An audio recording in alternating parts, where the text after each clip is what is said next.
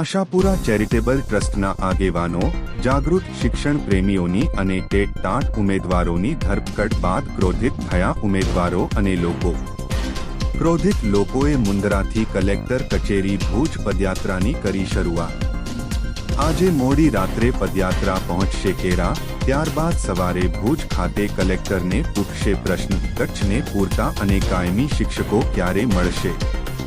વારંવાર રજૂઆત બાદ પણ ઉકેલ ન આવતા હવે આંદોલન બનશે વધુ ઉગ્ર। સંતોષકારક જવાબ નહીં મળે તો આશાપુરા ચેરિટેબલ ટ્રસ્ટ દ્વારા કરવામાં આવશે નવું આહ્વાન।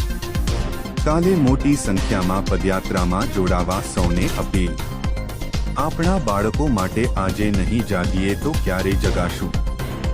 સંપર્ક અનિરુદ્ધસિંહ જાડેજા 9054091000 અને ભગીરથસિંહ જાડેજા 9904747471।